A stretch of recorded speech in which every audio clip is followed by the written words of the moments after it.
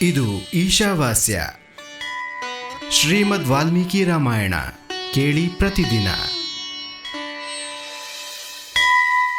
ಇದು ಶ್ರೀಮದ್ ವಾಲ್ಮೀಕಿ ರಾಮಾಯಣ ಮಹಾತ್ಮೆಯ ರಾಮಾಯಣದ ನವಾಹ ಶ್ರವಣದ ವಿಧಿ, ಮಹಿಮೆ ಹಾಗೂ ಫಲದ ವರ್ಣನೆ ಎಂಬ 5ನೇ ಅಧ್ಯಾಯ, ಭಾಗ 3. ಗಂಗೆಗೆ ಸಮಾನವಾದ ತೀರ್ಥ, ತಾಯಿಯಂತಹ ಗುರು, ಭಗವಂತ ವಿಷ್ಣುವಿನಂತಹ ದೇವರು, ರಾಮಾಯಣಕ್ಕಿಂತ ಮಿಗಿಲಾದ ವಸ್ತುವು ಯಾವುದೂ ಇಲ್ಲ. ವೇದಕ್ಕೆ ಸಮಾನ ಶಾಸ್ತ್ರ, ಶಾಂತಿಗೆ ಸಮಾನವಾದ ಸುಖ, ಶಾಂತಿಗಿಂತ ಹೆಚ್ಚಾದ ಜ್ಯೋತಿ ಯಾವುದೂ ಇಲ್ಲ. ಹಾಗೂ ರಾಮಾಯಣಕ್ಕಿಂತ ಉತ್ಕೃಷ್ಟವಾದ ಕಾವ್ಯ ಬೇರೆ ಯಾವುದೂ ಇಲ್ಲ.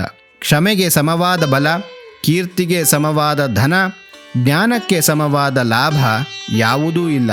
ಹಾಗೂ ರಾಮಾಯಣಕ್ಕಿಂತ ಮಿಗಿಲಾದ ಉತ್ತಮವಾದ ಗ್ರಂಥ ಯಾವುದೂ ಇಲ್ಲ. ರಾಮಾಯಣ ಕಥೆಯ ಕೊನೆಯಲ್ಲಿ ವೇದಜ್ಞ ಕಥಾವಾಚಕನಿಗೆ ದಕ್ಷಿಣ ಸಹಿತ ಗೋದಾನವನ್ನು ಕೊಡಬೇಕು. ಅವರಿಗೆ ರಾಮಾಯಣ ಪುಸ್ತಕ ಮತ್ತು ವಸ್ತ್ರಭೂಷಣಗಳನ್ನು ಕೊಡಬೇಕು. ಕಥಾವಾಚಕನಿಗೆ ರಾಮಾಯಣದ ಪುಸ್ತಕವನ್ನು ಕೊಡುವವನು ಭಗವಂತನ ಧಾಮಕ್ಕೆ ಹೋಗುತ್ತಾನೆ. ಅಲ್ಲಿಗೆ ಹೋದವರು ಎಂದಿಗೂ ಶೋಕಕ್ಕೀಡಾಗುವುದಿಲ್ಲ.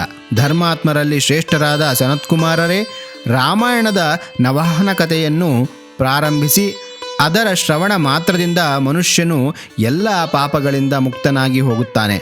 2 ಬಾರಿ ಈ ಕಥೆಯನ್ನು ಶ್ರವಣಿಸಿದರೆ ಶ್ರೋತೃವಿಗೆ ಪುಂಡರೀಕ ಯಜ್ಞದ ಫಲ ಸಿಗುತ್ತದೆ.